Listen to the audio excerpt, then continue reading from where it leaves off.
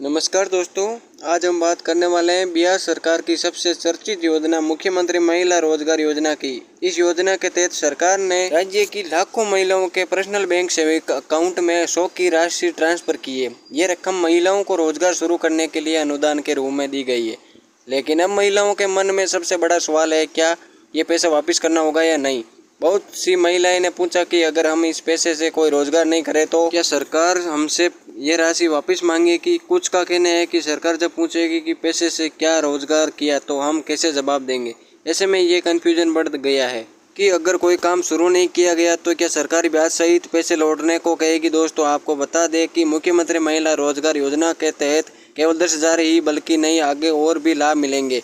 ये रकम पहली किस्त है। अगर आप इससे रोजगार शुरू करती है तो सरकार आपको आगे लाख रुपए तक की सहायता भी देगी और अन्य सरकारी योजनाओं से भी जुड़ेगी। ये सिर्फ शुरुआत है। सरकार चाहती है कि महिलाएं आत्मनिर्भर बने। अब सवाल यही है, अगर कोई रोजगार नहीं करती तो क्या पैसे लौटाने होंगे या नहीं। क्या ये राशि पूरी तरह अनुदान है या इसे वापस करना होगा। इस पर सरकार की क्या गाइडलाइन है, इसकी पूरी सच्चाई हम इस वीडियो में बताने वाले हैं। लेकिन दोस्तों, आगे बढ़ने से पहले एक छोटी सी रिक्वेस्ट है, अगर आपको पैसा मिल चुका है तो अपना जिला कमेंट में ज़रूर बताएं और चैनल को जरूर सब्सक्राइब करें ताकि आगे भी आपको महिला रोजगार योजनाओं से जुड़ी हर छोटी खबर समय समय पर मिलते रहे। तो चलिए जानते हैं विस्तार से। दोस्तों, बिहार जीविका स्वयं सहायता समूह से जुड़ी सभी महिलाओं के लिए आज की जानकारी बेहद ज़रूरी है। मुख्यमंत्री महिला रोजगार योजना के तहत 10,000 रुपये की राशि आपके बैंक खाते में आई है। उसे लेकर कई तरह की गलतफहमियां चल रही है। कई बहनों ने ये सोचकर आवेदन किया था कि सरकार मुफ्त में पैसा बांट रही है, लेकिन असल में ऐसा नहीं है। ये राशि अनुदान के रूप में दी गई है, यानी कि सरकार द्वारा दी गई आर्थिक सहायता जिसे वापस नहीं करना होता है। 26 सितंबर 2025 को 75 लाख महिलाओं और 3 अक्टूबर 2025 को 25 लाख महिलाओं को 100 रुपये की राशि दी गई थी, यानी अब तक 1 करोड़ महिलाओं तक यह अनुदान पहुंच चुका है। अब समझिए, जब भी सरकार कोई राशि देती है तो उसका उद्देश्य और उपयोग तय होता है।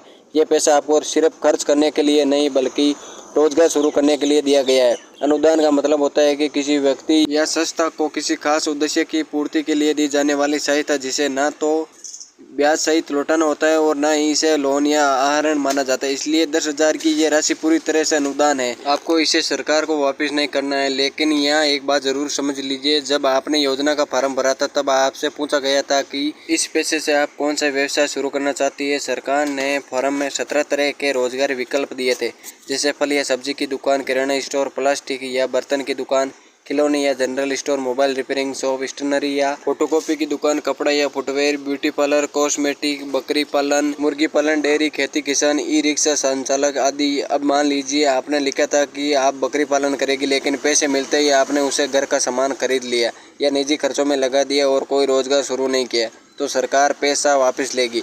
नहीं, सरकार पैसा वापस नहीं लेगी, लेकिन आपको गतिविधियों का मूल्यांकन 6 महीने बाद समूह द्वारा किया जाएगा। अगर आपने पैसे का उपयोग सही ढंग से किया और रोजगार शुरू किया तो आपको आगे सरकार से और लाभ मिलेंगे, जैसे लाख रुपए तक का लोन जो ब्याज सहित लौटाना होगा। वहीं अगर आपने पैसा यूं ही खर्च कर दिया है तो कोई काम शुरू नहीं किया तो आपको लखपति दीदी योजना जैसी अन्य योजनाओं से बाहर निकाल दिया जाएगा। सरकार चाहती है कि महिला आत्मनिर्भर बने, इसलिए उन्हें समूह से जोड़ा गया है। समूह का काम होता है ये देखना कि कौन महिला काम कर रही है, कौन नहीं। जो महिलाएं अच्छा काम करेगी उन्हें रिपोर्ट जिला और राज्य स्तर पर जाएगी, उन्हें आगे मंचों पर आमंत्रित भी किया जा सकता है। इसी तरह सरकार का उद्देश्य सिर्फ 10,000 देना नहीं बल्कि महिलाओं को आगे बढ़ाने का है। साथ ही सरकार महिलाओं को हर बाजार प्रदर्शनियों और परीक्षण कार्यक्रमों से जोड़ती है ताकि वे अपने उत्पाद बेच सके और अपनी आय बढ़ा सके। जो महिलाएं इन अवसरों का उपयोग करेगी वे भविष्य में लखपति दीदी जैसी योजनाओं की पात्र बनेंगी। अब एक बहुत महत्वपूर्ण चेतावनी, किसी भी एजेंट या निजी वेबसाइट से आवेदन करने की गलती न करें। इस योजना का आवेदन केवल ग्राम संगठन या CLF के माध्यम से ही होता है। कोई भी निजी व्यक्ति अगर कहे कि आपको 10,000 दिलवा देगा तो वे गलत है। ऐसे लोगों से दूर रहे और केवल अपने ग्राम संगठन या जीविका कार्यालय से संपर्क करें। कई महिलाओं के खाते में पैसा पहुंच चुका है और जो अभी तक नहीं मिला है उन्हें बता दें कि अगली किस्त 6 अक्टूबर 2025 से जारी की जाएगी, इसलिए अपने बैंक खाते और समूह से अपडेट लेते रहे। अगर आपको ये जानकारी मददगार लगी तो वीडियो को लाइक करें, शेयर करें और ऐसे ही योजनाओं की सही सटीक जानकारी पाने के लिए हमारे राजस्थान न्यूज़ RJ किस चैनल को सब्सक्राइब करें और बेल आइकन दबाना ना भूलें। धन्यवाद।